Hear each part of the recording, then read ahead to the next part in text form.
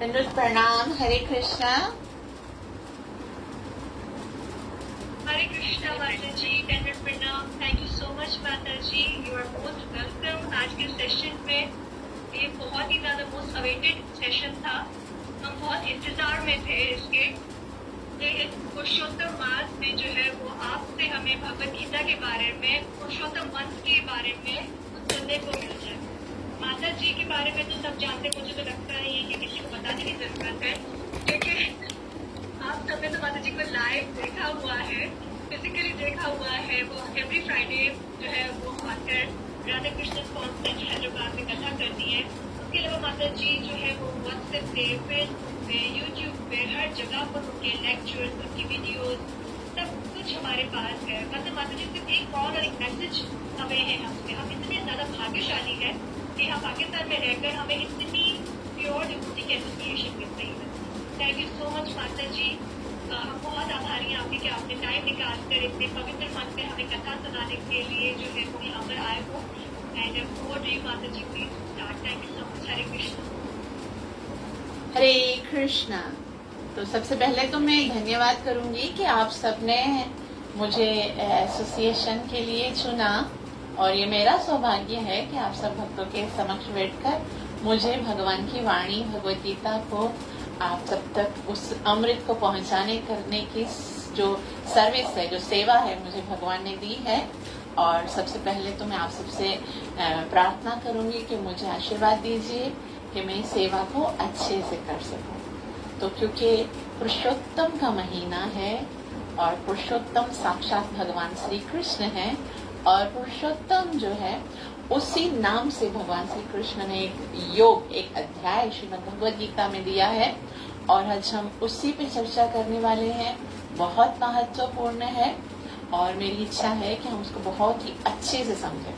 तो इस आध्यात्मिक जगत में प्रवेश करने से पहले गुरु और गौरंग से कृपा की याचना करते हुए मंगलाचरण करेंगे, ताकि हम जो कुछ श्रवण करने वाले हैं उसका हमें पूरा लाभ प्राप्त हो सके, जो कि है कृष्ण प्रेम की प्राप्ति। ओम अज्ञानतिमिरन्धस्य ज्ञानञ्जनशलाकया चक्षुरुन्मीलितं येन तस्मै श्रीगुरुवे नमः।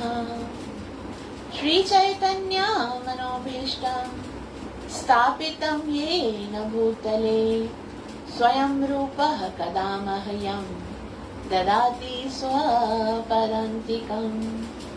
वन्देऽहं श्रीगुरुः श्रीयुतपदकमलं श्रीगुरून् वैष्णवांश्च। श्रीरूपं साग्रजातं सहगण रघुनाथान् वितं तं सजीवं साद्वैतं सावधूतं परिजन सहितं कृष्ण चैतन्य देवं श्रीराधा कृष्ण पादान् सहगण ललिता श्रीविशाखान्वितांश्च। हे कृष्ण करुणा सिंधु दीनबंधु जगत्पते गोपेश गोपिका कांता श्री राधा कांत नमोस्तुते। तप्त कांचन गौरंगी राधे वृंदावनेश्वरी वृषभानुसुते देवी प्रणमामि हरिप्रिये। वाञ्छाकल्पतरुभ्यश्च कृपा सिन्धुभ्य एव च पतितानां पावनेभ्यो वैष्णवेभ्यो नमो नमः। श्रीकृष्ण चैतन्य प्रभु नित्यानंद श्री अद्वैत गदाधर श्रीवासदि गौर भक्तवृंद। हरे कृष्णा कृष्ण कृष्ण हरे हरे, हरे राम राम राम हरे हरे। ग्रंथराज श्रीमद् भगवद गीता मात की जय हो। नित्य लीला प्रवेश डिवाइन ग्रेस अभय चरणारविंद भक्ति वेदांत स्वामी पतित पावन श्री प्रभुपाद की जय। तो जैसा कि हम सब जानते हैं कि बहुत ही ऑस्पिशियस, बहुत ही महत्वपूर्ण महीना है और इसमें हम थोड़ी सी भक्ति करते हैं, थोड़ा सा भी अगर साधना करते हैं तो उसका अधिक फल मिलता है, इसीलिए इसको अधिक मास कहते हैं। मतलब आप थोड़ा थोड़ा करोगे और उसका बहुत बहुत बेनिफिट होता है, बहुत बहुत लाभ मिलता है। और हमारी गति बहुत स्लो है ना, हम भक्ति में बहुत स्लो एक तो आए देर से हैं, अब आए देर से हैं और उसके बाद है ना आगे भी बहुत स्लो चल रहे हैं।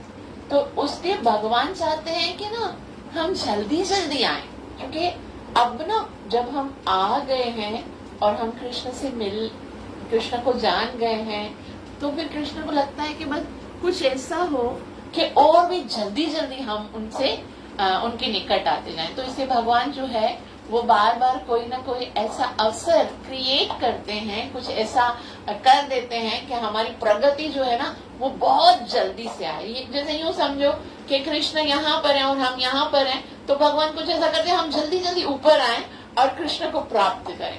तो इसलिए कृष्ण ने बहुत ज्यादा अनुकंपा से ये जो पुरुषोत्तम का महीना है वो हमें भेंट के स्वरूप में दिया। जैसे गिफ्ट्स होते हैं ना, हम किसी को गिफ्ट देते हैं तो उससे कैसा प्रेम बढ़ता है, तो भगवान का ये बहुत ही सुंदर गिफ्ट है हमारे लिए। भगवान ने हमें एक भेंट के स्वरूप में दिया और हम उसको उसी ही प्रेम के साथ स्वीकार करेंगे और इसमें बहुत अच्छे से साधना करेंगे ताकि हम कृष्ण के और भी निकट आ सके और भी प्रिय हो सके। तो मुझे सार्वभौम प्रभु ने ये बताया था कि इसमें स्पेशली आपको पाकिस्तान में चैप्टर नंबर 15 जो है उस पर लेक्चर करने। तो मैं देख रही थी कि वहां भी भागवत चल रहा है, यहाँ भी भागवत चल रहा है, वहां मैं भगवत गीता का 15 चैप्टर करूं कहाँ पर। मतलब मुझे ऐसा सोच रही थी कि मैं अब कोई ऐसी जगह हो ना जहाँ पर चैप्टर नंबर 15 करना है। मैं सोच रही थी गोपीनाथ कहीं जगह बना दो जहाँ पर ये चैप्टर भी मैं कर सकूं। और भगवान जो है यहाँ पर हम सब मिलकर चैप्टर नंबर 15 पर बात करें, उसके लिए भगवान ने ये योजना क्रिएट की है। तो thank you Gopinath, thank you so much. अब हम इस अध्याय में प्रवेश करते हैं। तो जैसे कि हम जानते हैं कि श्रीमद् भगवत गीता को जो आचार्य गण हैं उन्होंने 3 पार्ट्स में डिवाइड किया है ना। पहले के 6 अध्याय, सेंटर के 6 अध्याय और अंतिम 6 अध्याय। पहले के जो 6 अध्याय हैं उसमें कर्म योग के द्वारा किस प्रकार से हम भक्ति योग तक पहुंचते हैं।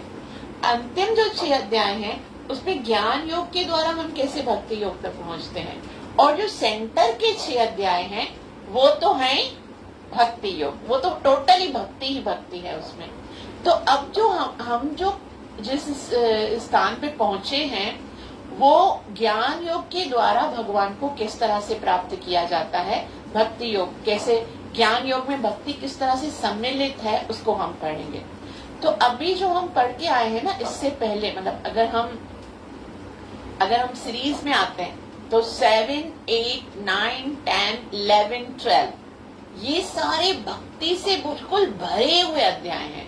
इतना प्यार है, इतना ये कॉन्फिडेंशियल है, मतलब इसीलिए सेंटर में रखा गया। जैसे हम बोलते हैं ना सेंटर में जवाहरात होते हैं और एक तिजोरी होती है जो ट्रेजर बॉक्स होता है, तो ये सेंटर के अध्याय हैं। अब ऐसा लगता है जब चैप्टर नंबर 13 में आते हैं तो हमको लगता है पहले इतना स्वीट नेक्टर आके चैप्टर नंबर 9, 10, 11, 12 में भक्ति योग, तो ऐसा लगता है कि वाओ गीता कितना मीठा है, कितना कृष्ण ने कितनी अच्छी अच्छी बातें बताई हैं। और उसके बाद जब हम चैप्टर नंबर 13 में आते हैं ना तो होश खराब हो जाता है कि भाई ये क्या है, क्षेत्र विभाग योगो नाम 13 अध्याय, क्षेत्र। तो असल में क्या है, अब भगवान जो है वो बहुत ज्यादा डीप हर चीज को समझा रहे हैं। समझना यही है, कृष्ण ही समझना है, लेकिन हर तत्व से समझना है, क्योंकि अगर हम हर तरीके से समझेंगे ना तो ही हम पूरी तरह से सरेंडर कर पाएंगे।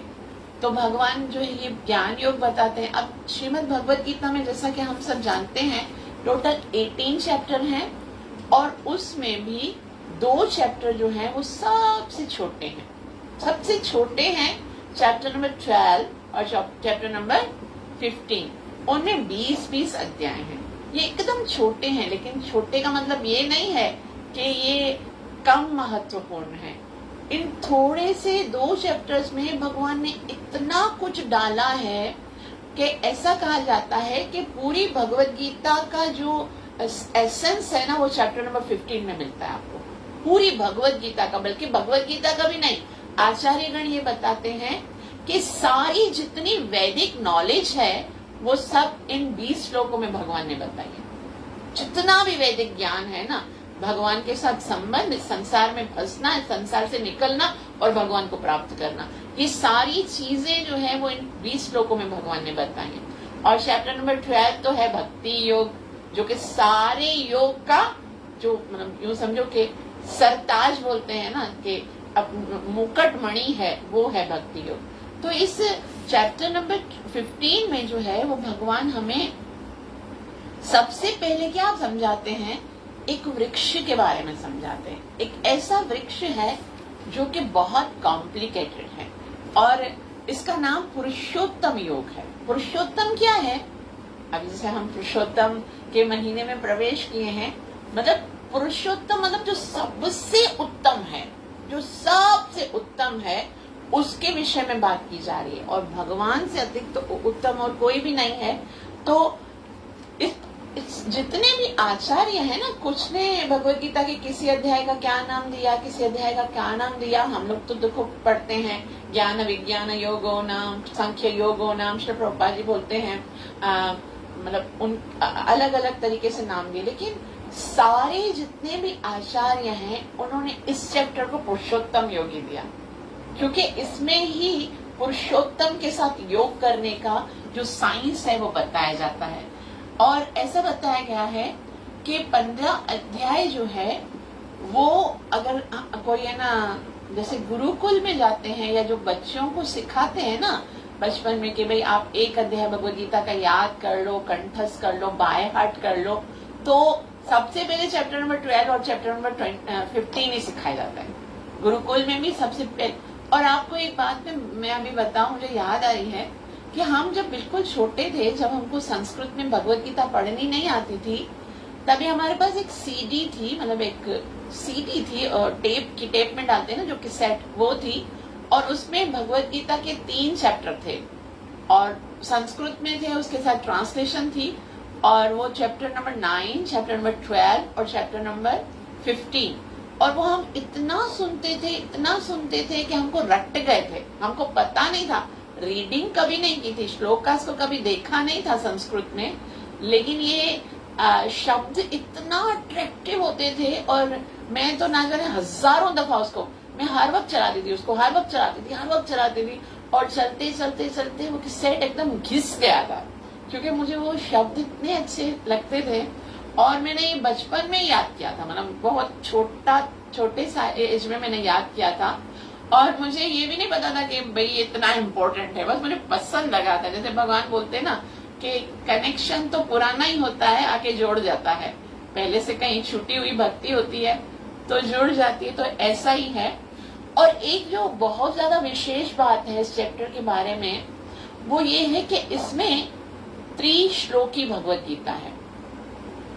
3 श्लोकी भगवत गीता, आप लोगों ने अक्सर चतुर्श्लोकी भगवत गीता के बारे में सुना होगा ना, कि चतुर्श्लोकी भगवत गीता होती है। वो कौन से अध्याय में होती है? चैप्टर नंबर 10, वर्स नंबर 8, 9, 10 और 11। ये जो 10वें अध्याय के 4 श्लोक हैं, 8, 9, 10, 11, उसको चतुर्श्लोकी भगवत गीता कहते हैं। और ये किन्होंने बताया है? ऐसा बताया जाता है कि ये श्रीपद रामानुज आचार्य ने बताया है कि वो चतुर्श्लोकी भगवत गीता। लेकिन हमारे जो आचार्य हैं विश्वनाथ चक्रवर्ती महाराज, तो चक्रवर्ती पाद ने बताया है कि त्रिश्लोकी भगवत गीता चैप्टर नंबर 15 में है। त्रिश्लोकी भगवत गीता कहाँ पर है? चैप्टर नंबर 15 के जो आखिरी श्लोक हैं, वो 3 श्लोकों में पूरी भगवत गीता का एसेंस है। तो इसलिए अब हम सबसे पहले इसकी महिमा समझने के बाद हम सबसे पहले ये जानेंगे कि इस अध्याय में हम क्या क्या सीखने वाले हैं। अगर हम डायरेक्ट से पढ़ेंगे ना तो हमको बहुत ना ऐसा लगेगा कि इतना प्यारे भक्ति योग के अध्याय बताने के बाद आखिर भगवान को पढ़ी क्या है, ये ऊर्ध्व मूलम मदः शाखम, ये कौन सा वृक्ष है जो इतना उलझा हुआ है। तो मैं पर्सनली अपना बताऊं ना कि मुझे ना पूरी भगवत गीता पढ़ के कभी भी ऐसा कॉम्प्लिकेटेड नहीं लगा। सिर्फ 2 चैप्टर पढ़ के लगता था जब मैं पहले में पढ़ती थी, जब स्कॉन से नहीं जुड़ी थी या इतने आचार्यों से सुना नहीं था। 2 चैप्टर, एक चैप्टर नंबर 13 मतलब वो मुझे लग रहा था कि ये ना भगवान ने इतना मुश्किल आखिर बताया क्यों है, इतना मुश्किल भी कोई भगवान को आसान बताना चाहिए। और ये चैप्टर नंबर 15 जब मैं पढ़ती थी ना तो मुझे लगता था ये मेरे लिए भगवान ने बोले ही नहीं, ये कोई दूसरे कोई है ना ज्ञानवान होंगे उनके लिए भगवान ने बोला है, जो ज्ञानी है उनके लिए होगा तो हमारे। लेकिन कृष्ण जो है ना वो जो बोलते हैं वो हम सबके लिए है, सार्वजनिक बोलते हैं। कोई भी चीज ऐसी नहीं है कृष्ण जो के 9 मिनट्स में। हरे कृष्ण। तो कृष्ण ने सबके लिए आपको डिस्टर्ब करें बीच में, ये 9 मिनट्स अगर खत्म होगी तो कंटिन्यू रखिएगा, हम फिर से ज्वाइन कर रहे हैं। ओके, तो हम क्या सीख रहे हैं इस अध्याय में? 4 पार्ट्स हैं, 4 पार्ट्स में डिवाइड किया गया है इस अध्याय को। ये आप लोग को याद रखना है और नेक्स्ट क्लास में मैं आपसे पूछूंगी, ठीक है। पहला जो पार्ट है उसमें ये बताया गया है कि कैसे ये भौतिक जगत आध्यात्मिक जगत का प्रतिबिंब है। ये भौतिक जगत मतलब जहां पर हम रहते हैं वो असली नहीं है बल्कि प्रतिबिंब है। प्रतिबिंब किसको बोलते हैं? प्रतिबिंब का मतलब होता है रिफ्लेक्शन है, अक्स है। किसका अक्स है? आध्यात्मिक जगत का। जो कुछ आध्यात्मिक जगत में है वो सब हमको यहाँ पर अक्स की सूरत में, रिफ्लेक्शन की सूरत में बस दिख रहा है। रिफ्लेक्शन से कभी आनंद नहीं आता। आनंद के लिए तो हमको असली चीज चाहिए होती है। तो 1 से लेकर 6 तक जो पहला पार्ट है उसमें हम ये सीखेंगे कि कैसे ये भौतिक जगत जो है वो एक वृक्ष के समान है और वे वृक्ष कैसा है? उल्टा है, रिफ्लेक्शन है। और 6 से लेकर उसके बाद जो चैप्टर श्लोक नंबर 7 से लेकर 11 तक हम ये देखेंगे कि आत्मा इस भौतिक जगत में कैसे बंधता है, बंधन का कारण क्या है। हम तो आध्यात्मिक जगत के हैं, हमारा इस संसार से क्या लेना देना, लेकिन हम कैसे आए और क्या है वो जो हमें बांध लेता है और वो क्या कार्य है जो हम करेंगे तो हम मुक्त हो जाएंगे। ठीक है, पहला ये कि ये संसार जो है एक वृक्ष के समान है जो एक रिफ्लेक्शन है।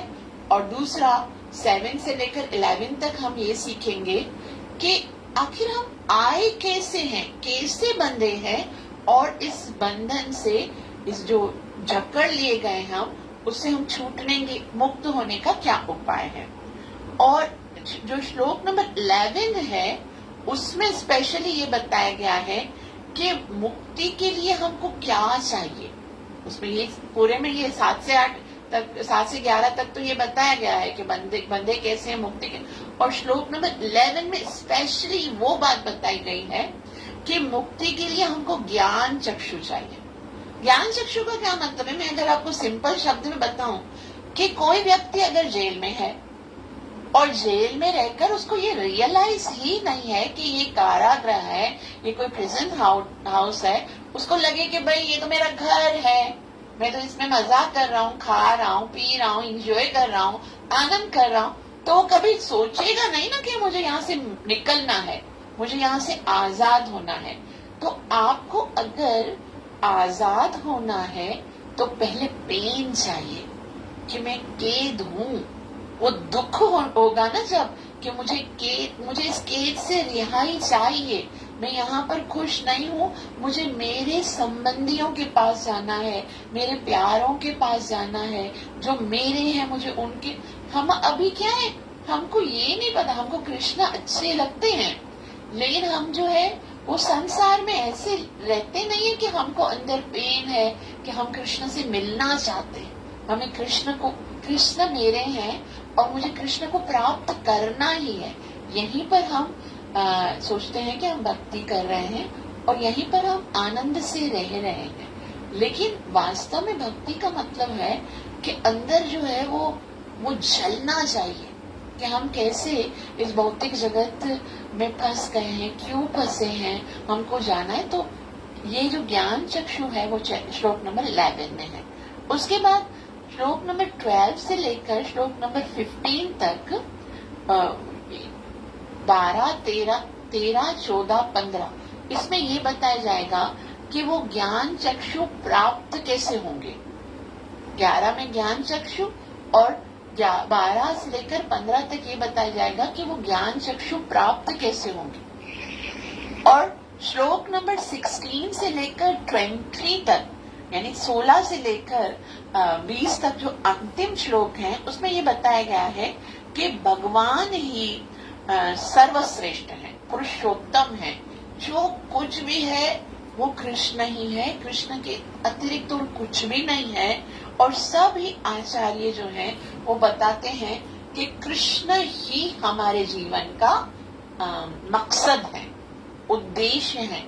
कृष्ण प्राप्ति, कृष्ण प्रेम प्राप्ति के अतिरिक्त और हमारा कोई मकसद ही नहीं। जितना भी शास्त्र हम पढ़ते हैं ना, वेदैश्च सर्वे रहमेव वेद्यो, वो सिर्फ और सिर्फ कृष्ण को जानने के लिए है, इसके अतिरिक्त और कोई भी लाभ नहीं है। तो अगर हम शास्त्र पढ़ रहे हैं, कोई भी भक्ति कार्य कर रहे हैं, अगर हम कृष्ण की ओर आकर्षित नहीं हो रहे हैं, कृष्ण के प्रति हमारा संबंध जो है, वो हमारा जो अट्रैक्शन है वो बढ़ नहीं रहा है, तो मतलब हम वो जो प्रोसीजर कर रहे हैं वो सही नहीं कर रहे हैं। प्रोसीजर क्या, जब आपने अपने मोबाइल को चार्ज करने के लिए रखा है तो धीरे धीरे क्या होना चाहिए कि जो यूनिट है वो बढ़ेंगे ना, पहले 50 था तो 55, 60, फिर इस तरह बढ़ना चाहिए ना। तो उसी तरह से जब आप भक्ति में आए हो तो वो फिर क्या, भक्ति एक समझो हमने कनेक्शन जोड़ लिया।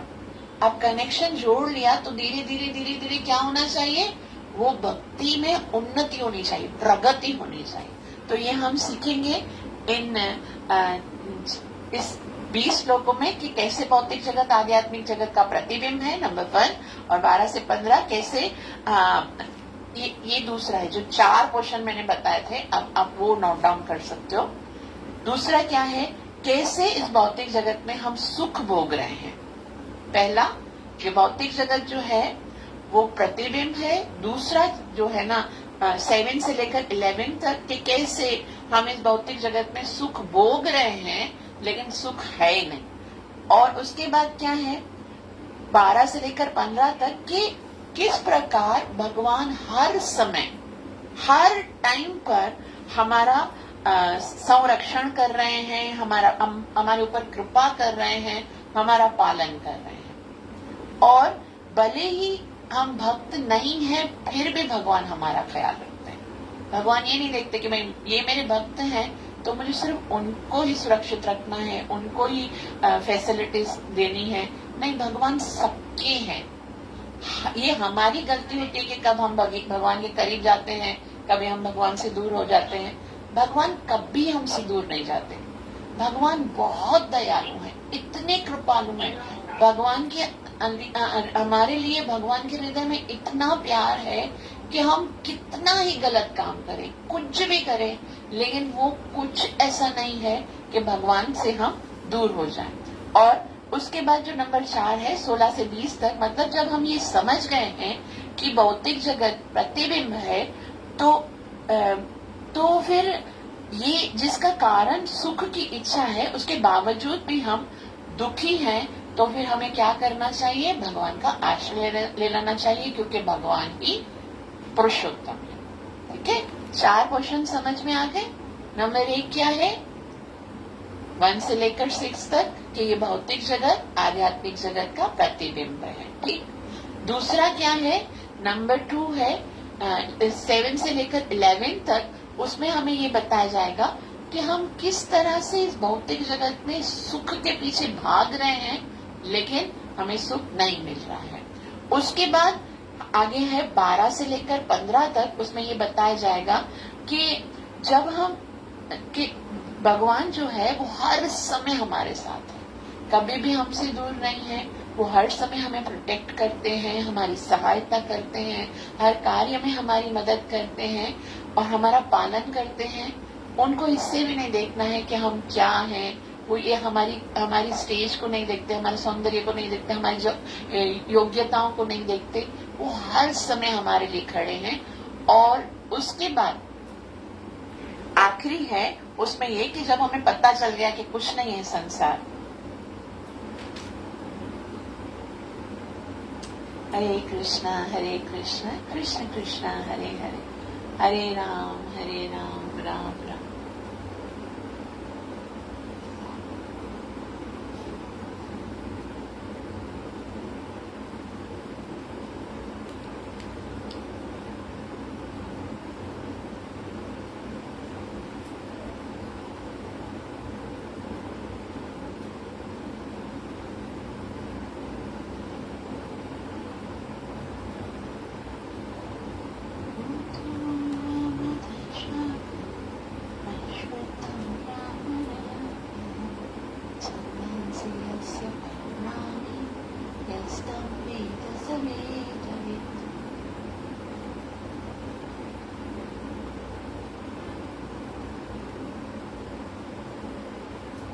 हरे कृष्ण माता जी, सॉरी इनकन्वीनियंस के लिए, लेकिन अब स्टार्ट करते, मैं रिकॉर्डिंग स्टार्ट कर देती हूँ।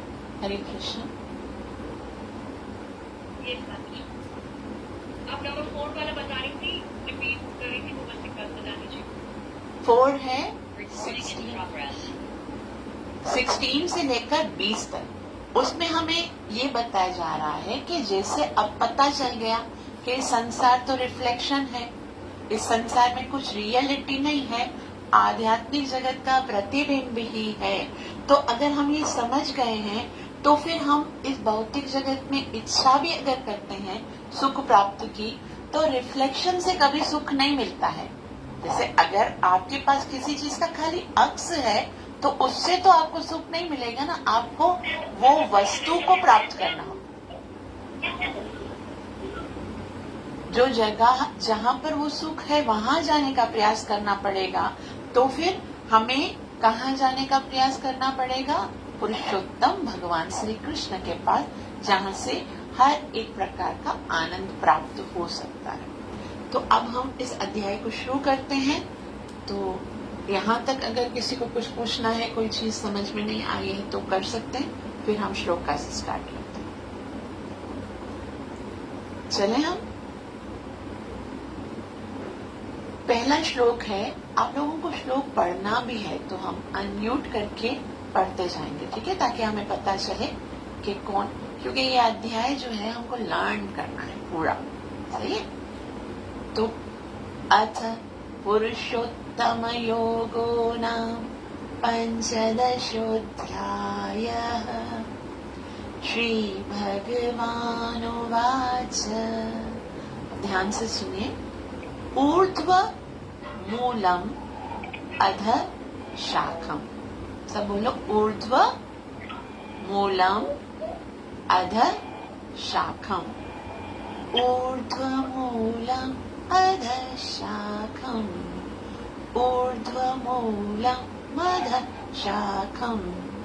उसके बाद है अश्वत्थम प्राहुर अव्ययम। अश्वत्थम प्राहुर अव्ययम। अश्वत्थम प्राहुरव्ययम्। ऊर्ध्वमूलमधः शाखम्। अश्वत्थम प्राहुरव्ययम्। ऊर्ध्वमूलम् अधः शाखम्। अश्वत्थम प्राहुरव्ययम्। छन्दांसि यस्य पर्णानि। आप सबके पास भगवद गीता है ना, बुक में देखिए। छन्दांसि यस्य पर्णानि। छन्दांसि यस्य पर्णानि। छन्दांसि यस्य पर्णानि। छन्दांसि यस्य पर्णानि। यस्त्वं वेद स वेदवित्। यस्तं वेद स वेदवित्। यस्तं वेद स वेदवेद, यस्तं वेद स वेदवेद, यस्तं वेद स वेदवेद। ठीक है, अब मैं पूरा श्लोक पढ़ूंगी और आप हैंड रेस करके मुझे सब पढ़ के सुनाओ। ठीक है, अभी देख के पढ़ेंगे, नेक्स्ट वीक आओगे ना आप, नेक्स्ट क्लास में आपको ये बाय हार्ट करके आना। ठीक है। श्री भगवानुवाच ऊर्ध्वमूलम् अधः शाखम् अश्वत्थं प्राहुरव्ययम् छन्दांसि यस्य पर्णानि यस्तं वेद स वेदवेद ऊर्ध्वमूलं अधः शाखम् अश्वत्थं प्राहुरव्ययम् छन्दांसि यस्य पर्णानि यस्तं वेद स वेदवेद ऊर्ध्वमूलम् अधः शाखम् अश्वत्थं प्राहुरव्ययम् छन्दांसि यस्य पर्णानि यस्तं वेद स वेदवेद। ठीक है, एक एक करके अनम्यूट करके बताते हैं।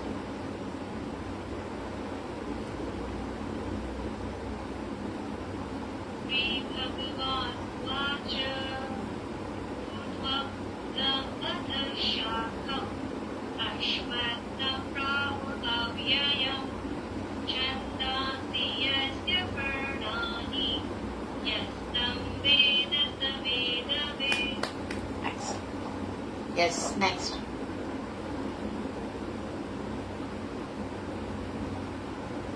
Hare Krishna. Shri Bhagavan Uvacha Urdhvamoolam Adhashakam Ashvattham Prahutavyayam Chandamsi Yasya Parnani Yastam Ved.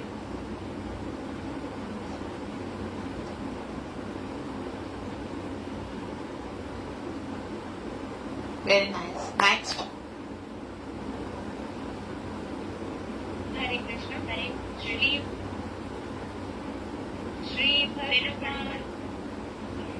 Shri Bhagavan Vahaja Urdhvamoolam Adhashakam Ashvatham Prabhuvavyayam Chandamsi Yasya Parnani Yastam Veda sa Vedavid. Excellent. Next.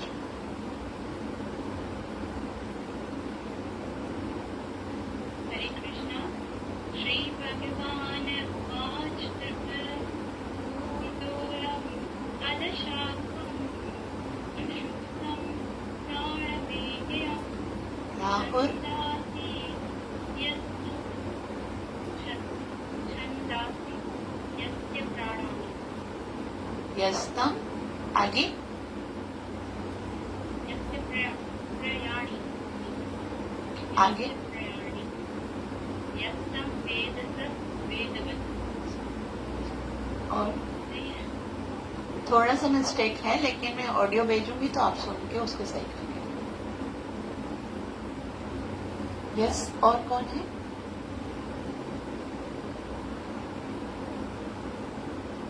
जी Hare Krishna. Hare Krishna माता जी आवाज है? जी जी हाँ। हरे कृष्ण जगन्नाथ श्री भगवान वाचा अद्वैत मूलम ऊर्ध्व ऊर्ध्वमूल अश्वत्थाम रहा पूरा वेयम चंदामती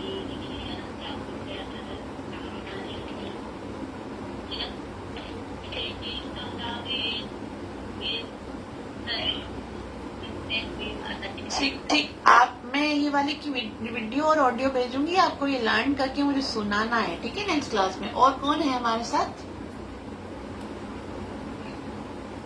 बस और कोई नहीं है? हरे कृष्णा, किशोरी है ना? हाँ। हरे कृष्णा श्री भगवान उवाच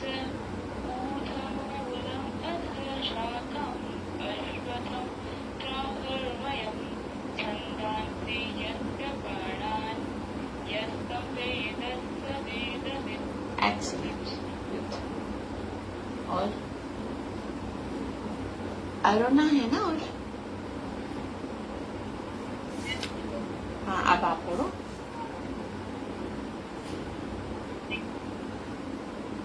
अच्छा,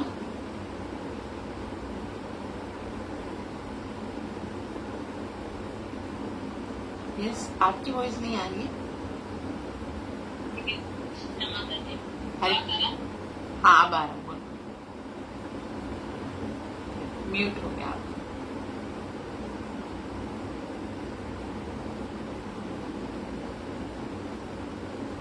हरे कृष्णा। चलो, नहीं आ रहा है वॉइस, बस और कोई नहीं है? ओके। अब इसमें भगवान हमें क्या बता रहे हैं? अश्वत्थम प्राहुर अव्ययम। प्राहुर का मतलब कहा गया है, मतलब भगवान बता रहे हैं कि ये पहले से ही डिक्लेयर है, कहा गया है। कहाँ कहा गया भाई? भगवान से अगर पूछे हम तो कृष्ण बता रहे हैं कि सारी जगहों पे ये बताया गया है। वेदों में, शास्त्रों में, उपनिषदों में अलग अलग तरीके से बताया गया है। क्या बताया गया है? कि एक ऐसा बैंयन ट्री है, बड़ या पीपल का एक वृक्ष है, जिसका ऊर्ध्व मूलम अधः शाखम, जो उसका जो मूल है वो ऊपर है और शाखाएं नीचे है। हालांकि क्या होता है कि नीचे क्या होता है? आपने वृक्ष देखा होगा, नीचे क्या है? जो जड़ है, जो पाड़ है, वो नीचे होती है ना, और शाखाएं ऊपर होती हैं। लेकिन भगवान जिस वृक्ष के बारे में बता रहे हैं ना, वो एकदम अपोजिट है। ऊर्ध्वमूल अधः शाखा, ऊपर जड़ है और नीचे इसकी शाखाएं हैं। और इससे ऐसा कैसा वृक्ष है? माइंड में ऐसा आएगा, ऐसा कैसे हो सकता है? तो भगवान जो है वो श्रील प्रभुपाद जी है ना, वो तात्पर्य में बताएंगे कि एक ऐसा वृक्ष है। भगवान ने तो बोल दिया भाई, एक ऐसा वृक्ष है जिसकी जड़ें ऊपर हैं और जो पत्तियां हैं या शाखाएं हैं वो नीचे। और आगे कहते माना अर्जुन के मन में आया होगा, अच्छा तो फिर उसके अंदर पत्ते वत्ते हैं या ऐसे खाली लकड़ी जैसा है? नहीं, भगवान बोलते नहीं, छंदांसी यस्य पर्णानि। छंद किसको बोलते हैं? जो वेदों के स्तोत्र हैं, वेद के अंदर जितने भी स्तोत्र हैं उनको छंदांसी बोलते हैं। छंद मतलब ये बोलते हैं हम, ये वेदों के छंद हैं। तो वो यस्त पर्णानि, पर्णानि का मतलब होता है पत्ते। ये वृक्ष जो है उसके पत्ते क्या हैं? वेदों के स्तोत्र हैं। और भगवान ने आगे बताए, यस्तम वेद स वेदविद। वेदविद मतलब वेदों को जानने वाला। आपने कभी सुना है कोई त्रिवेदी होता है, कोई चतुर्वेदी होता है? जो बोलते हैं भाई, जो चतुर्वेदी होता है ना वो 4 वेदों को जानने होता है। त्रिवेदी होता है जो जो 3 वेदों को जानने वाला होता है। ऐसे दुवेदी भी होता है, अलग अलग एक वेदी भी होता है। तो यहाँ पर भगवान ने बोला जानता, वेदों को जानने वाला, मतलब वेदविद मतलब वेदों को जानने वाला वो है यस्तम वेद। तम मतलब इस वृक्ष को जो जानेगा ना, वो ही वेदों को जानने वाला होगा। तो हम अक्सर क्या सोचते हैं कि वेदों के इसमें भगवान ने बताया है कि इसके जो पत्ते हैं वो वेदों के छंद हैं। छंदांसी यस्त पर्णानि। अगर पत्ते वेदों के छंद हैं तो वेदों के छंद में क्या लिखा होता है? अगर हम थोड़ा सा इसमें जाने, वेदों में क्या है, बहुत कुछ बताया गया, बहुत कुछ बताया गया। लेकिन जो पत्ते मतलब छंद जो है उनमें ये बताया गया है कि आप भौतिक जगत में कैसे क्या प्राप्त कर सकते हो। ज्यादातर वेदों में कर्म कांड बताया गया। क्या कर्म कांड बताया गया है? कि अगर आपको धन चाहिए तो लक्ष्मी की पूजा करो, यदि ज्ञान चाहिए तो गायत्री की पूजा करो, अगर पति चाहिए तो फिर शिव जी की पत्नी उमा पार्वती जी की पूजा करो। इस तरह से सारे कर्म कांड बताएं। ये चाहिए तो इसके पास जाओ, ये चाहिए तो इसके पास जाओ, ये चाहिए तो इसके पास। तो ये छंद हैं, वेदों की स्तोत्र हैं। तो हमको जो दिखाई देते ना कि ये वेद चतुर्वेदी है, ये दुवेदी है, ये त्रिवेदी है, उनको खाली छंद पता है, ये करो। और हमको लगता है भाई ये चतुर्वेदी है, इसको तो सब वेदों का पता है, किसकी पूजा करनी है, कैसे करनी है, सुबह को क्या करना है, कौन सा कर्मकांड करना है, ये कौन सा, हमको लगता है कि ये इतना बड़ा वेद है। लेकिन भगवान ने बोला पत्तों को जानने से कुछ नहीं होता। वेद में खाली पत्ते नहीं है, एक वृक्ष होता है ना, उसमें खाली पत्ते तो नहीं होते हैं, उसमें पत्ते भी होते हैं, उसमें फूल भी होते हैं, उसमें फल भी होते हैं, जड़ भी होता है, तना भी होता है। तो वृक्ष को पूरे को जानना पड़ेगा ना, या खाली पत्ते को जान लिया तो बस हो गया काम। तो भगवान बोलते हैं यस्तम वेद सवेद वेद, जो पूरे वृक्ष को जानेगा ना वही वेदों को जानने वाला होगा। और भगवान ने ये चीज को, वेदों को जानना जो है वो इतना ना आवश्यक नहीं है। मतलब वेदों के जो छंद है, ये कर्म कांड जो है, भगवान ने बताया ना कि वेदों में 3 प्रकार का ज्ञान दिया गया है। तो हमें क्या करना है, हमें उन तीनों बातों से ऊपर उठना है। वेदों में क्या बताया गया है, 3 गुणों के बारे में बताया गया है।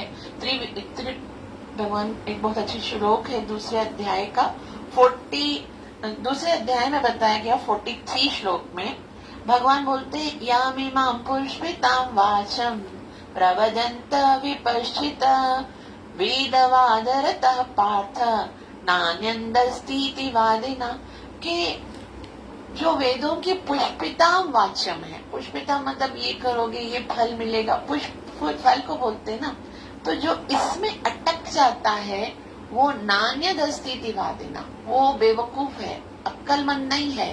वेदों में असल में जानना क्या है, वेदों का उद्देश्य क्या है, ये सब चीजों के द्वारा भी अगर कुछ प्राप्त करना है, ये मिल गया, तो इसलिए है कि हमारी इच्छा पूरी हो जाएगी, तो हम बहुत ही अच्छे से कंसंट्रेट कर पाएंगे भक्ति करते करते करते। और जब ये रियलाइज होगा, बहुत साधना करनी पड़ेगी, उस देवता को मनाया, उस देवता को मनाया और मिला, तो हमको लगेगा इतना सब मिल गया है, फिर भी तो सुख नहीं है ना, आनंद तो नहीं है। सुख तो तब मिलेगा जब हमको कृष्ण मिलेगा। तो ये एक सीधा सा मतलब रास्ता बताया गया वेदों में, ये भी करके देख लो, ये भी करके देख लो, चलो ये भी करके देख लो, चलो ये भी प्राप्त करके देख लो। सुख नहीं मिलेगा जब तक तुमको कृष्ण नहीं मिलेगा। इसलिए भगवान इसी चैप्टर में 15.15 में बताएंगे वेदैश्च सर्वे अहम एव वेद्यो। वेदों में अगर कुछ जानने के लायक है तो वो सिर्फ और सिर्फ मैं हूँ। अगर किसी ने वेद को अध्ययन किया और वो कृष्ण को सरेंडर नहीं हुआ, कृष्ण को प्रेम नहीं किया, तो फिजूल है। और अगर किसी ने वेद को नहीं पढ़ा, नहीं समझा और कृष्ण से प्रेम किया, कृष्ण को सरेंडर किया, तो समझो उसने वेद पढ़ लिए सारे, अब उसको पढ़ने की जरूरत नहीं है। क्योंकि भगवान भी तो यही कहते हैं ना 7.19 में कि बहुनाम जन्मनाम अन्ते ज्ञानवान माम प्रपद्यते, ज्ञानी को तो बहुत जन्म लगेंगे तब जाके मेरी शरण में आएगा। और वासुदेव सर्वमिति समात्मा सुदुर्लभ, तो भगवान ने ये डिक्लेयर कर दिया कि जो मुझे स्वीकार करता है कि मैं ही सब कुछ हूँ, तो वो महात्मा है। तो यहाँ तक हम जो है वो इस श्लोक को समझे कि भगवान ने इसमें क्या बताया, कि एक वृक्ष के बारे में बताया, ऊपर वृक्ष है, उसकी जड़ें हैं, नीचे उसके पत्ते हैं, और ये अश्वत्थ है। अश्वत्थ का मतलब होता है कि बहुत ही जटिल है, बहुत बड़ा है, विशाल है। बहुत बड़ा वृक्ष होता है ना, बढ़ता। अभी भगवान कोई भी बता सकते ना, अश्वत्थ का वृक्ष क्यों बताए। भगवान बोल सकते थे बनाना का ट्री है, या भगवान बोल सकते थे कि एप्पल का ट्री है, भगवान ये भी बोल सकते थे कि मैंगो का ट्री है, लेकिन भगवान ये नहीं बोल रहे। भगवान बोलते हैं अश्वत्थम, ये वृक्ष बड़ का वृक्ष है, पीपल, क्योंकि वो इतना विशाल होता है, उसके अंदर इतनी जड़ें होती हैं, इतनी सारी उसके अंदर टहनियां होती हैं, मतलब देख के वो बहुत उलझा सा होता है। तो इसीलिए भगवान ने बताया अव्यय, ये बहुत अव्यय है। तो अभी हम ट्रांसलेशन देखेंगे।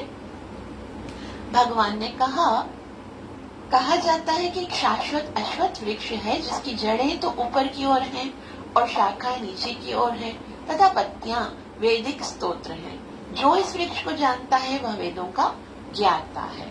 अब ये तो अगर श्लोक खाली हम पढ़े तो हमें बोला हमारा क्या जाए, इस वृक्ष में हमारा क्या जाए। अगर ऐसा है भी तो होगा, कितने सारे वृक्ष हैं, हम तो कभी नहीं जानने की कोशिश करते कि ये कैसे हैं, क्या है, क्यों ऊपर है, नीचे है, क्यों ऐसा।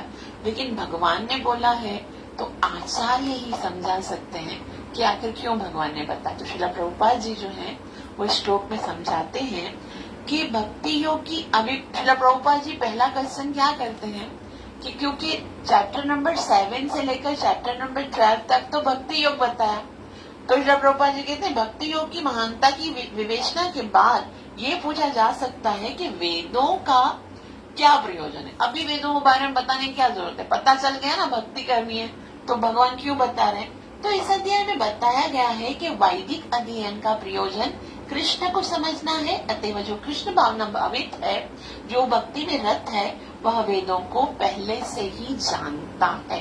तो ये बताया जा रहा है कि ज्ञान जो है जितना भी वेदों में है उसका जो मकसद है वो कृष्ण को जानना है। स्वयं कृष्ण आकर बोलेंगे तब तो पता चलेगा ना दुनिया को, वरना तो लगता है वैसे भी जितना भगवान ने बोल दिया फिर भी तो बोलते ना है, हरे कृष्ण हमारा तचर्या सजो जी कृष्ण कृष्ण कृष्ण करना है। इनको कुछ आता जाता है नहीं, कुछ भी नहीं है, दिमाग खाली है, तभी तो माला पकड़ के बैठे होते हैं, वरना कोई काम का काम करते। इनको पता नहीं है काम इससे बड़ा काम का काम है ही नहीं। बाकी जो भी काम आप करोगे वो सिर्फ आपको बेनिफिट देंगे। ये जो महामंत्र उच्चारण होता है उसके शब्दों से पूरा वातावरण प्योर हो जाता है, पूरा ब्रह्मांड प्योर हो जाता है, पूरा जनरेशन, पूरी जो हमारा कुल है उनका उद्धार हो जाता है खाली इस मंत्र से। कितना कुछ इस मंत्र से मिलता है, तो क्योंकि हर किसी को ये समझ में आता नहीं, तो भगवान श्री प्रभुपाद जी कहते हैं आगे कि इस भौतिक जगत के बंधन की तुलना अश्वत्थ के वृक्ष से की गई है। जो ये अश्वत्थ वृक्ष भगवान ने बताया है वो क्या बताया है, इस जगत को बताया है। अब हमसे कनेक्शन है ना, हमको जब खाली ये पता चलेगा कि भाई एक वृक्ष है तो हम बोलेंगे भाई हम क्या करें, भले हो, लेकिन ये वृक्ष क्या है जिसमें हम फंसे हुए हैं, ये संसार का वृक्ष है। और उस संसार के वृक्ष को भगवान बोलते हैं ऊपर जड़ है नीचे पत्ते हैं। मतलब हम सब यहाँ नीचे कर्म कांड में लगे हुए हैं, ये मिल जाए, ये मिल जाए, ये मिल जाए, ये मिल जाए, और ऊपर ब्रह्मा जी जो एकदम ऊपर है वहां पर ये ब्रह्मा जी ने ये क्रिएट करके भेज दिया कि ठीक है मजा करो इसमें। और हम क्या कर रहे हैं, मजा कर रहे हैं। मजा नहीं, सजा है, क्योंकि मजा इस प्रतिबिंब में नहीं है, मजा तो ऊपर जाने में है। तो श्रील प्रभुपाद जी बता रहे हैं कि जो व्यक्ति सकाम कर्मों में लगा हुआ है, यानी वेदों में जो बताया गया ये करो ये करो, तो उसके लिए इस वृक्ष का कोई अंत नहीं है। अंत नहीं है मतलब कोई ऐसा व्यक्ति नहीं है जो ये कह सके कि बस मेरी सारी इच्छाएं पूरी हो गई, अब मुझे कुछ भी इच्छा नहीं रही है। क्योंकि इच्छा का क्या स्वरूप है कि आपकी एक इच्छा पूरी होगी ना तो पीछे एक क्यू बनी होगी कि ये भी तो है, ये भी तो है। तो भगवान यहाँ श्रील प्रभुपाद जी समझा रहे हैं कि उसका कोई अंत नहीं है और उसकी मुक्ति की कोई संभावना नहीं है। हमको ये जानना पड़ेगा कि बस ये संसार की इच्छाएं हमें कभी सुखी नहीं कर सकेंगी, मिल भी जाए तो भी सुखी नहीं होंगे। तो हमको मुक्ति के लिए सोचना पड़ेगा। लेकिन जिसको ये चीज का रियलाइज ही नहीं होगा तो वो क्या उसकी मुक्ति की कोई संभावना नहीं है। वैदिक स्तोत्र जो आत्मोन्नति के लिए है वे ही इस वृक्ष के पत्ते हैं। अब यहाँ वैदिक स्तोत्र असल में सकाम कर्मों में फंसाने के लिए नहीं है, आत्म उन्नति के लिए, कि धीरे धीरे मनुष्य को ये रियलाइज हो जाएगा कि ये संसार में ये चीजें मिल भी जाती हैं तो भी जिसको बेटा नहीं है, ठीक है, तो उसने कोई कर्म कांड किया, उसको बेटा मिल गया, फिर क्या होता है उसी बेटे के द्वारा उसको दुख मिलता है, तो रियलाइज होगा कि भगवान केतरो मां पिन्नी करे सब मन्नतियों करे वटतो हाणे इन जी वजह से मां परेशान आया। कोई और चीज जो हम हमारे पास नहीं है, कोई किसी से प्रेम करता है, वो उसके साथ कैसा भी करके वो उसको प्राप्त करता है, बाद में उसी के कारण रोता है, तो लगता है यार मैंने इतना कुछ किया अब बस बहुत हो गया, अब मुझे संसार का कुछ नहीं लेना, अब मैं भगवान को प्राप्त करूंगा। तो ये आत्म उन्नति के लिए है। इस वृक्ष की जड़ें ऊपर की ओर बढ़ती हैं क्योंकि इस वृक्ष इस ब्रह्मांड के सर्वोच्च लोक से प्रारंभ होता है। ब्रह्मांड कौन सा है, ये जो हमारा यूनिवर्स है उसको ब्रह्मांड बोलते हैं। इसमें कितने लोक हैं, 14 लोक हैं, तो इसका जो सर्वोच्च लोक है, जो सबसे ऊपर वाला है, वो कौन सा है? ब्रह्मलोक है। और ब्रह्मलोक से ये आया, सर्वोच्च लोक से प्रारंभ होता है, जहाँ पर ब्रह्मा जी स्थित है, श्री ब्रह्मा जी के। यदि कोई इस मोह रूपी अविनाशी वृक्ष को समझ लेता है तो वह उससे बाहर निकल सकता है। ये लाइन बहुत श्री प्रभुपाद जी ने इम्पोर्टेंट बोली है कि निकल कौन सकता है? जो कि इस वृक्ष को समझ ले कि बहुत खतरनाक है, अब मुझे इसमें फंसना नहीं है। जैसे मैंने पहले बोला कि अगर किसी को ये रियलाइज ही नहीं होगा कि मैं जेल में हूँ, तो वो निकलने का प्रयास नहीं करेगा। और हम देखते हैं यहाँ संसार में 100% में से शायद 99.9% लोगों को ये पता ही नहीं है कि हम जेल में हैं, हम फंसे हुए हैं, हमें निकलना है। सब क्या सोचते हैं कि ये कर्म कांड के द्वारा जो मेरी थोड़ी प्रॉब्लम्स हैं, जो मेरे जीवन में थोड़ी तकलीफ है, वो खत्म हो जाए और बस ठीक है, फिर बस और कुछ नहीं चाहिए, बस ये प्रॉब्लम सॉर्ट आउट हो जानी चाहिए। लेकिन समझना ये नहीं है कि प्रॉब्लम ये है, समझना ये है कि ये जगत ही प्रॉब्लम है। इस जगत में प्रॉब्लम को सॉल्व करने के लिए कोशिश मत करो इस जगत से। तो श्री प्रभुपाद जी कहते हैं, बहुत ही सुंदर सेंटेंस श्री प्रभुपाद जी बोलते हैं, डोंट फिगर इट, जस्ट इसको समझो नहीं, बल्कि इससे निकलने का कोशिश करो। जस्ट गेट इट, इससे निकलो बाहर। तो बाहर निकलने की इस विधि को जानना आवश्यक है। क्या विधि है? पिछले अध्याय में बताया जा चुका है कि भवबंधन से निकलने की कई विधियां हैं। हम 13वें अध्याय तक यह देख चुके हैं कि भगवत भक्ति ही सर्वोच्च विधि है। भक्ति का मूल सिद्धांत है भौतिक कार्यों से विरक्ति तथा भगवान की दिव्य सेवा में अनुरक्ति। तो वैसे तो श्री प्रभुपाद जी बोलते बहुत ज्यादा तरीके हैं, कोई ज्ञान योग के द्वारा, कोई ध्यान योग के द्वारा, कोई कर्म योग के द्वारा, लेकिन जो सर्वोच्च और सबसे सुसुखम कर्तव्य आ गया, मतलब वो विधि ही आनंददायक है, वो कौन सी है? भक्ति योग। भक्ति करके जो भगवान को प्राप्त करेगा उसे क्या मिलता है, वो तो उसी को पता होगा जिसने प्राप्त किया होगा। लेकिन हम तो जिस रास्ते पर चल रहे हैं वो कितना स्वीट है, मतलब खाली भगवान को देखना, उनको खिलाना, उनके साथ लाड़ करना, उनको प्यार करना, उनका श्रृंगार करना, कभी रूठना तो कभी उनसे मनाना, इसमें जो आनंद है उसके साथ प्रेम करके जो मिलता है, जो जिनको भगवान मिल गया है ना, उनको जो मिला वो तो उनको ही पता है। लेकिन जो इस रास्ते पे हैं हम तो उन्हीं के बारे में बता रहे हैं कि वो ही इतने आनंदित होते हैं, बस कुछ नहीं पता दुनिया का क्या हो रहा है क्या नहीं हो रहा है, बस उसको ये याद, अभी मेरी माला का टाइम है, अभी मेरी मंगला का टाइम है, अभी मेरी क्लास का टाइम है, अभी भोग लगाने का टाइम है, अभी गीता श्रवण करनी है, अभी ये करना है। और इतना उसके अंदर ना तल्लीन होते हैं कि दुनिया में दुख है भी या क्या है वो याद भी नहीं रहता, याद करने के लिए टाइम नहीं है। हम तो बोलते हैं बस भगवान में, कृष्णा में, गोपीनाथ को बोलती हूँ, मेरा सबसे ज्यादा टाइम है ना आप लेते हो, आपके कारण मेरा सबसे ज्यादा टाइम खत्म होता है। तो ऐसा है, भक्त तो सारा दिन सेवा में लगे रहते हैं। तो यहाँ पर बता, भक्ति का मूल सिद्धांत क्या है? भौतिक कार्यों से विरक्ति और भगवान की दिव्य सेवा में अनुरक्ति, इसी को भक्ति बोलते हैं। बस संसार से दूर, कृष्ण के करीब। इस अध्याय के प्रारंभ में संसार से आसक्ति तोड़ने की विधि का वर्णन हुआ है। अभी प्रारंभ में मतलब 1 से लेकर 6 तक कि संसार प्रतिबिंब है, तो हमको उससे बाहर निकलना है। इस संसार की जड़ें ऊपर को बढ़ती हैं, इसका अर्थ है कि ब्रह्मांड के सर्वोच्च लोक को पूर्ण भौतिक पदार्थ से यह प्रक्रिया शुरू होती है। कहाँ से शुरू हो रही है? ऊपर से ये शुरू हुआ है वृक्ष, और वहीं से सारे ब्रह्मांड का विस्तार हो रहा है।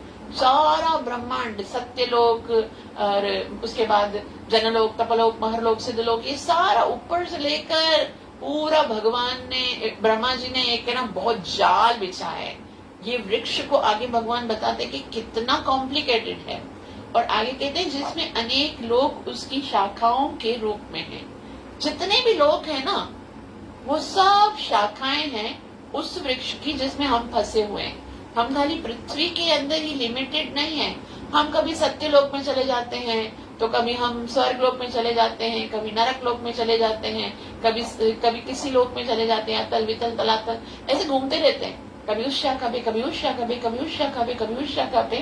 तो इसके फल जीवों के कर्मों के फल के अर्थात धर्म, अर्थ, काम तथा मोक्ष के उद्योतक हैं। अब फल क्या है? जैसे वृक्ष है तो उसका फल भी है, तो इस संसार वृक्ष का फल क्या है? धर्म, अर्थ, काम, मोक्ष, वो ही हमको इस संसार में प्राप्त करने हैं। और यद्यपि संसार में ऐसे वृक्ष का जिसकी शाखाएं नीचे की ओर हैं और जड़ें ऊपर की ओर हैं कोई अनुभव नहीं है, किंतु बात तो कुछ ऐसी ही है। अभी श्रीला प्रभुपाद जी मेन मुद्दा है वो बता रहे, कि आप लोगों ने तो कभी देखा नहीं होगा कि ऐसा भी कोई वृक्ष है, तो किसी को अनुभव तो होगा ही नहीं। अभी एक चीज आपने कभी देखी नहीं, आपको अनुभव नहीं, तो श्रीला प्रभुपाद जी बोले मैं कैसे तुमको बताऊं कि ऐसा है। अब तुम लोगों ने कभी एक चीज देखी ही नहीं है। जैसे माता जी पहले इंट्रोडक्शन में बोल रही है कि भाई प्रिया वल्लभ को तो आप जानते हो, रोज देखते हो, मिले हो, तो उसका इंट्रोडक्शन कराने की इतनी ज्यादा जरूरत नहीं है। लेकिन ये तो ऐसा वृक्ष है जिसको किसी ने कभी नहीं देखा होगा कि जड़ें ऊपर है और शाखाएं नीचे हैं। तो ऐसा तो कोई भी नहीं है। लेकिन भगवान कहते श्रील प्रभुपाद जी बात तो कुछ ऐसी ही है। ऐसा वृक्ष, अब श्रील प्रभुपाद जी बोलते हैं चलो ठीक है मैं आपको एक एग्जाम्पल से समझा दूं, और इतना स्वीट एग्जाम्पल श्रील प्रभुपाद जी समझाते हैं कि एकदम आसानी से समझ में आ जाए, एकदम सरल। ये होता है आचार्य। श्रील प्रभुपाद जी क्या समझाते हैं? ऐसा वृक्ष जलाशय के निकट पाया जा सकता है। हम देखते हैं कि जलाशय के तट पर उगे हुए वृक्ष का प्रतिबिंब जल में पड़ता है, तो उसकी जड़ें ऊपर तथा शाखाएं नीचे की ओर दिखती हैं। दूसरे शब्दों में यह जगत रूपी वृक्ष आध्यात्मिक जगत रूपी वास्तविक वृक्ष का प्रतिबिंब मात्र है। मतलब असल कुछ भी नहीं है। ऐसा कभी हो ही नहीं सकता कि कोई वृक्ष ऐसा हो कि जड़ें ऊपर हो और उसकी शाखाएं नीचे हो। ऐसा नहीं होता। लेकिन फिर भी अगर तुमको देखना है तो तुम समुद्र के किनारे या जलाशय के किनारे देखोगे ना, तो यहाँ एक फोटो भी है ना लक्ष्मी, जो जिसमें ये दिखाया गया है वृक्ष। कभी हम आपको वो वाला फोटो भी दिख सकते हैं। आप देखोगे ना अश्वत्थ चैप्टर नंबर 15 का फोटो अगर आप देखोगे तो वो आएगा।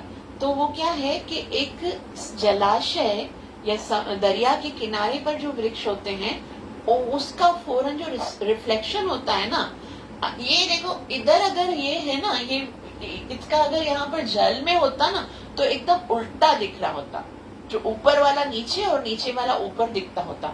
तो वो क्या है, वो असल में जो दरिया में दिख रहा है वो असली नहीं है ना, वो क्या है, वो रिफ्लेक्शन है, इसीलिए उल्टा दिख रहा है। और यहाँ पर आचार्यगण एक बहुत ही सुंदर बात बताते हैं जो इससे रिलेटेड है, हमको समझ में आएगा। एक रानी थी और उसका एक राजा था। तो राजा जो था वो रानी से बहुत प्यार करता था। और उस रानी की बर्थडे के दिन राजा ने यस ये कौन दिखा रहा है, प्रेरणा है बहुत ही। यहाँ ये देखो ये बीच में लाइन लगी हुई है और उल्टा वृक्ष दिख रहा है ना, उसमें ऊपर से ब्रह्मा जी बैठे हुए हैं और नीचे से दिखेगा ये वृक्ष। तो हाँ, ये सही स्क्रीन शेयर कर दीजिए। इसको फिर देखेंगे तो और भी अच्छे से समझ में आएगा। इसको इसी में है ना ये। तो हाँ, मैं कहाँ बता रही थी कि एक राजा ने अपनी रानी को उस दिन उसकी बर्थडे के दिन एक 9 लाख का हार का गिफ्ट किया। बहुत ही सुंदर 9 लाख के हार का गिफ्ट किया। अब क्या है, स्त्रियों का क्या है, जब तक कोई देखता नहीं है, कोई तारीफ नहीं करता है, तब तक लगता है उसने कुछ किया ही नहीं, पहना ही नहीं है। तो वो सबको दिखा रही थी, मतलब ऐसे पहन के आई और सबको देखो ना, अपनी सारी सहेलियों को, अपने सारे सब लोगों, देखो ये हार कितना अच्छा लग रहा है ना, वो मुझे पता है मेरी बर्थडे थी तो राजा जी ने मुझे गिफ्ट दिया, कैसा लग रहा है, देखो इस ड्रेस के साथ सूट भी कर रहा है ना, उसको भी दिखा रही है, उसको भी दिखा रही है। आपको पता है कितना प्यार करता है मुझसे, देखो ना मुझे कितना अच्छा हार लेकर दिया, देखो तो सही कैसा अच्छा लग रहा है। उसको भी फोन करके बोल रही है, उसको भी फोन, वो दिखा रही है कि भाई किस तरह से कोई मुझे देखे, और सबको दिखा के सबको दिखा दिया।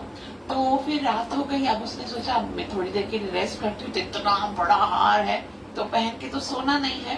तो राजा का महल था, उसके बाहर है ना, वो बेडरूम के बाहर मतलब वहीं पर एक कुंडी लगी हुई थी, उसके ऊपर उसने लटका दिया और बोला अभी मैं थोड़ा रेस्ट कर रही हूँ, उसके बाद पहन लूंगी। लेकिन जैसे ही उसने लटकाया तो एक चील वो हार लेके चली गई, और चील जब हार लेके चली गई तो उसने हार एक वृक्ष के ऊपर टांग दिया। वृक्ष के ऊपर जब हार टांग दिया तो चील तो उड़ गई। अब राजा जब रानी उठी तो हार था ही नहीं। रानी इतना रोने लगी, चिल्लाने लगी कि मुझे मेरा हार चाहिए, मुझे मेरा हार चाहिए, मुझे। तो राजा ने कहा तुम रो नहीं, मैं तुम्हारे दूसरा हार लेके आऊंगा।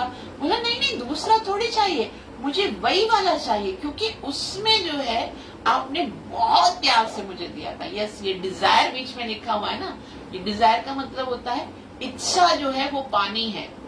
अभी आगे वाले श्लोक में हम पढ़ेंगे, ये जो जल बना हुआ है ना, वो पानी कौन सा है, वो जल डिजायर का है, जिसके कारण ये जैसे वृक्ष के लिए बढ़ने के लिए जल चाहिए है, तो ये अश्वत्थ वृक्ष हमारी इच्छाओं से बढ़ता है।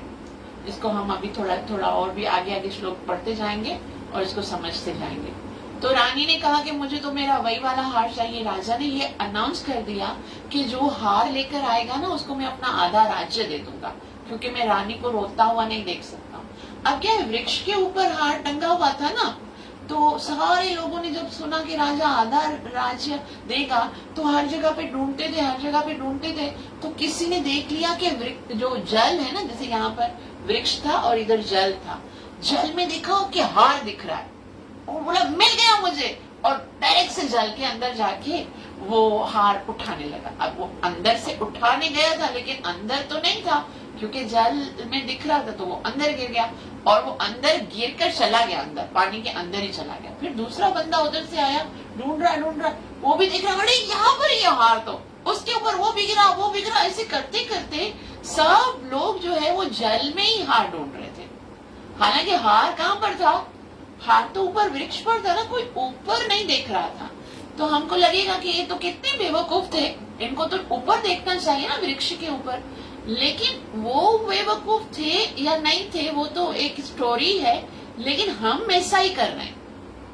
हम सब जो भी संसार में लोग हैं ना, वो ऐसे ही कर रहे हैं। हम बोलते हैं ये सुख, चलो ठीक है, हम इस संसार में डूबते हैं, ये सुख, अरे ये संसार में मिलेगा, ये सुख देखो ये संसार में मिलेगा, जबकि रिफ्लेक्शन है, सारा सुख ऊपर है। जो कुछ भी संसार में आपको मिल रहा है, ये श्रील प्रभुपाद जी इसके तात्पर्य में एक और बात बताते हैं, हर एक सुख जिसके लिए आप ढूंढ रहे हो, चाहे वो कोई भी है, इस संसार में सब कुछ रिफ्लेक्शन, सारा का सारा सुख आध्यात्मिक जगत में है। ऊपर देखो वहां पर है। जैसे वो लोग हार ऊपर नहीं देख रहे थे, इसलिए बार बार डूब रहे थे, इसी तरह से हम भी ऊपर नहीं देख रहे हैं, बल्कि संसार में ही ढूंढ रहे हैं, ये सुख मिलेगा। पिता मतलब माता पिता का सुख हो, या फिर पुत्र पुत्री का सुख हो, फ्रेंड का सुख हो, या पति पत्नी का सुख हो, या प्रेमिका का सुख हो, ये सारे सुख मिलने वाले कृष्ण से हैं। केवल कृष्ण ही हैं जो हमारे इटर्नल संबंधी हैं, और हम इस संसार में उन के लिए सोचते हैं। ठीक है, तो यहाँ पर हम खत्म करेंगे, आखिरी है ये, आखिरी वाला पढ़ेंगे कि यद्यपि इस संसार में ऐसे वृक्ष का कोई भी है नहीं, जलाशय के तट पर उगे हुए वृक्ष के प्रतिबिंब जल में पड़ता है तो उसकी जड़ें ऊपर की ओर, शाखाएं नीचे की ओर दिखती हैं। दूसरे शब्दों में जगत रूपी वृक्ष आध्यात्मिक जगत रूपी वृक्ष का प्रतिबिंब मात्र है। इस आध्यात्मिक जगत का प्रतिबिंब हमारी इच्छाओं में स्थित है। जिस प्रकार वृक्ष का प्रतिबिंब जल में रहता है, इच्छा ही इस प्रतिबिंब भौतिक प्रकाश में वस्तुओं के स्थित होने का कारण है। जैसे हमने पढ़ा था ना, डिजायर, तो वो पानी है। और जिस तरह से एक वृक्ष को उगने के लिए, फलने फूलने के लिए किस चीज की जरूरत है, पानी की जरूरत है ना। चैतन्य महाप्रभु कहते हैं कि ये जो भक्ति लता का बीज है, ब्रह्मांड ब्रह्म्यते कौन भाग्यवान जीव, गुरु कृष्ण कृपा पाइए भक्ति लता बीज। और फिर उस बीज जो मिलेगा, उसको जब आप अपने हृदय में भक्ति के बीज को डालोगे, तो कैसे इसको संचन करना है आपको, पानी कैसे डालना है? श्रवण कीर्तन जले करे रे संचय।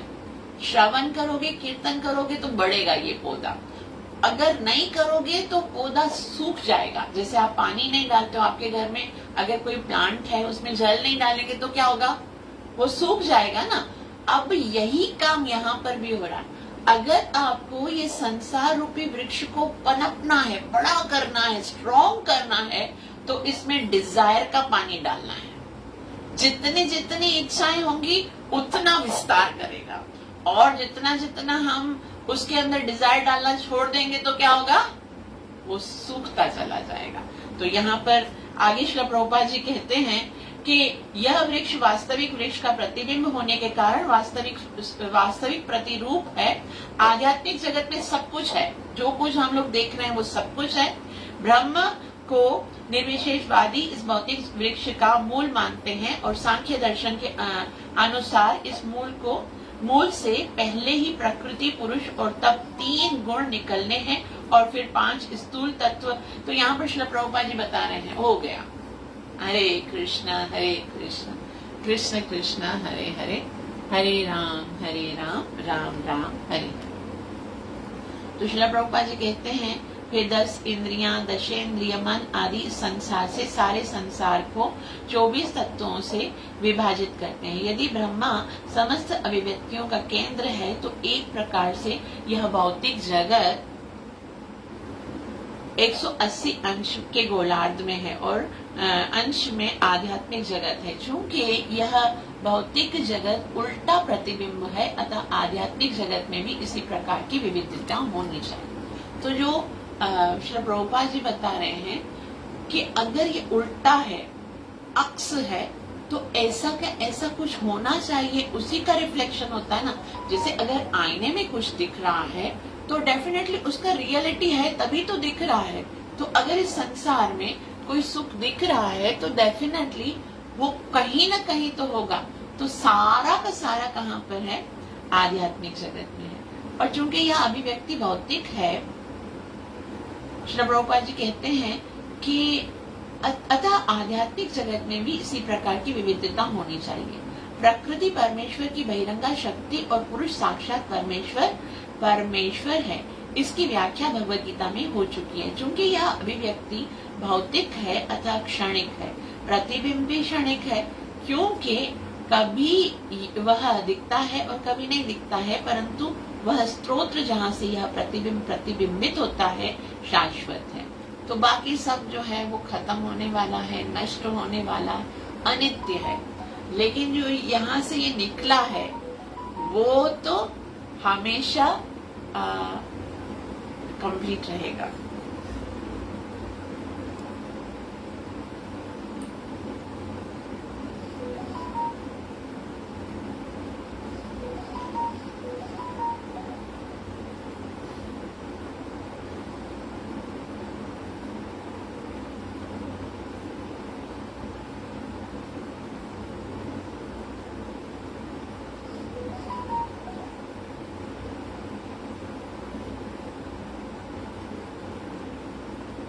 बस इसको खत्म करना है, ये लास्ट पैराग्राफ है।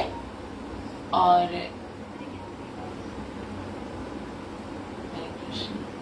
ये लास्ट ही है। उसमें श्री प्रभुपाद जी मेन बात क्या बता रहे हैं कि अगर आपको कुछ आईने में दिखता है, अगर कुछ आईने में दिखता है तो वो तभी दिख रहा है जब वो है कहीं पर, तो उसकी रियलिटी है ना।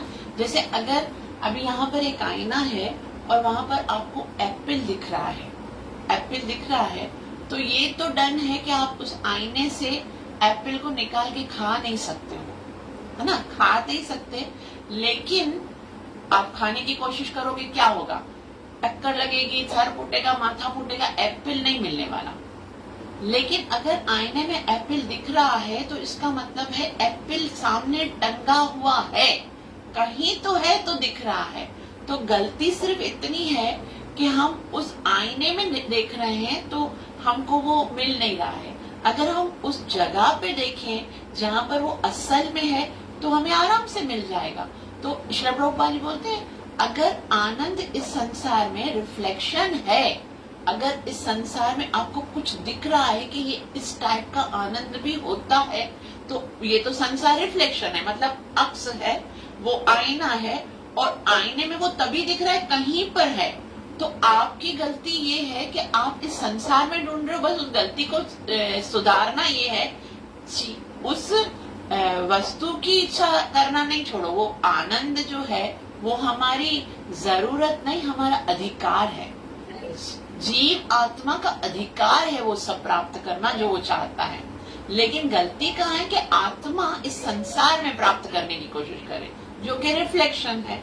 तो श्री प्रभुपाद जी यहाँ पर बता रहे हैं अंतिम पैरा में कि ये संसार में जो कुछ भी है वो प्रतिबिंब है, कभी दिखता है कभी नहीं दिखता है, परंतु वह स्रोत जहाँ से वह प्रतिबिंब होता है शाश्वत है। लेकिन वो जगह जहाँ से ये आया है वो तो इटर्नल है, वास्तविक है, और वो वास्तविक वृक्ष के भौतिक प्रतिबिंब का विच्छेदन करना होता है। अभी क्या करना है, जो असली है उसकी ओर जाने से पहले मुझे ये यकीन करना पड़ेगा कि जो मैं देख रही हूँ वो अक्स है, उसमें सच्चाई नहीं है, वो केवल रिफ्लेक्शन है, केवल प्रतिबिंब है। जब तक इस बात को मैं नहीं समझूंगी तब तक तो मैं फिर भी आईने में से ही एप्पल निकाल के खाने का प्रयास करती रहूंगी, बार बार ठोकर खाएगी, बार बार लगेगा, बार बार खाने का प्रयास करूं। लेकिन श्री प्रभुपाद जी बोलते हैं विच्छेदन करना पड़ेगा, आपको उस आईने को तोड़ के रियल जगह पे जाना पड़ेगा। जब कोई कहता है कि अमुक व्यक्ति वेद जानता है, तो इससे समझना चाहिए कि इस जगत की आसक्ति से विच्छेदन करना जानता है। यस्तम वेदस वेदविद, भगवान ने जो शब्द बताए आखिरी में, कि जो पूरे वृक्ष को जान गया है वो यही सोचेगा कि अभी मुझे इससे निकलना है। तो वेद जानना मतलब भगवान से प्रेम करना और संसार से अनासक्त होना। यदि वह इस विधि को जानता है तो समझिए कि वह वास्तव में वेदों का जानने वाला है। तो व्यक्ति वेदों के कर्म कांड द्वारा आकृष्ट होता है, वो इस वृक्ष की सुंदर हरी पत्तियों से आकृष्ट होता है, वह वेदों के वास्तविक उद्देश्य को नहीं जानता। अब संसार में अगर कोई इस वृक्ष को जान रहा है तो पत्तों को, फलों को, या फिर वेदों में जो बता है कर्म कांड, उसके मतलब उसके और आकर्षित हो रहा है। लेकिन जो रियल है, जो उद्देश्य है, जो भगवान है, उसकी ओर आकर्षित नहीं हो रहा है। तो वेदों का उद्देश्य भगवान ने स्वयं प्रकट किया है, और वह इस प्रतिबिंब वृक्ष को काट कर आध्यात्मिक जगत के वास्तविक वृक्ष को प्राप्त करना है। वेदों का उद्देश्य क्या है? श्री प्रभुपाद जी बोलते हैं कि भगवान ने जो वृक्ष बताया है वो ये संसार है, और संसार की आसक्ति को काटना है, ये रिफ्लेक्शन है, और हमें भगवान की ओर आकर्षित होना है, सही जो जहाँ से ये सब कुछ प्रकट हुआ है। तो यहाँ पर श्री प्रभुपाद जी का तात्पर्य समाप्त होता है। मैं तो सोच रही थी कि हम 3-4 श्लोक करेंगे, लेकिन है ना, ये वाला श्लोक, पहला वाला श्लोक ही थोड़ा सा कॉम्प्लिकेटेड है। ये थोड़ा समझ में आ जाएगा ना तो हम आगे आसानी से बढ़ सकेंगे। तो आई होप कि इसको आप समझ चुके होंगे। फिर भी अगर किसी को कुछ समझ में नहीं आ रहा है इस वृक्ष के बारे में, अभी तक जो समझा उसमें से अगर कुछ पूछना है तो पूछ सकते।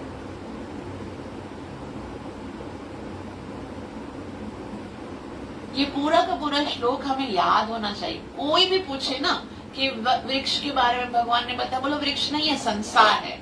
फिर भगवान किसी ने उल्टा कोई बोलेगा ना, अभी तक बहुत सारे लोग जो भक्त लोग हैं ना, वो लोग भी इस चीज को डिस्क्राइब नहीं कर पाते कि श्लोक क्या है, इसमें क्या लिखा, ऊपर जड़े नीचे क्या है, पत्तियां हैं। तो ये क्या है, क्यों उल्टा है? क्योंकि उल्टा है, इसीलिए उल्टा है मतलब अक्स है, रिफ्लेक्शन है, तो उल्टा दिख रहा है। तो भगवान क्यों बता रहे हैं? क्योंकि इसको जानेंगे कि हम इसमें फंसे हुए हैं तो ही हम निकल पाएंगे। इसलिए भगवान बता रहे हैं कि ये तुम्हारे जीवन का, ये कोई ऐसा हम लोगों को बार बार ये एक वृक्ष की तरह दिख रहा है, वृक्ष नहीं है, हमारा जीवन है ये, इसलिए भगवान ने बताया। क्लियर है? ठीक है, तो थैंक यू सो मच। बहुत ज्यादा टाइम लिया हमने, हम इसको यहीं पर वाइंड अप करते हैं। आपसे प्रार्थना है कि श्लोक भी याद करेंगे, और 1-2 मिनट में श्लोक में हमने क्या समझा है वो भी आपको बताना है नेक्स्ट क्लास में। ठीक है? मैं आपको कल बताऊंगी कि नेक्स्ट श्लोक कब पढ़ेंगे हम लोग। कल तो नहीं होगा, कल तो 2 जगह पे जाना है मुझे। मैं जैसे ही किसी भी टाइम पर होगा तो हम लोग आपस में ही है तो हम लोग डिसाइड कर लेंगे कि कब कर सकते हैं, ठीक है। और ये लर्न करके आना है। Thank you so much. Hare Krishna. और कृपया मुझे भी आशीर्वाद दीजिए कि मैं संसार वृक्ष को काट कर रियलिटी की ओर आकर्षित हो सकूं और भगवान को प्रसन्न कर सकूं। Thank you so much. Hare Krishna. Hare Krishna Krishna प्रणाम। Thank you so much for giving your precious time. पुरुषोत्तम मास के इतने पवित्र महीने में आपने हमें मतलब ये तक 50 जब तो इतने टाइम से ढूंढ रहे हैं कि कैसे हम पढ़े, तो हमें समझ नहीं आ रहा। रीडिंग तो हो जाती है बट समझ नहीं आता है। आपने इतने सुंदर तरीके से वृक्ष के बारे में कल हमने रीडिंग किया बट समझ में कुछ भी नहीं आया था। आज आपने इतने सुंदर तरीके से बताया, तो थैंक यू सो मच। और रियली सॉरी कि बार बार रिवाइज करना पड़ रहा था। पैकेज खत्म हो गया था, पता ही नहीं चला। हम आपसे सही जल्दी पैकेज करवाएंगे ताकि नेक्स्ट टाइम तो नेक्स्ट क्लास होगी तो हम उसमें कंटिन्यू करेंगे। बीच में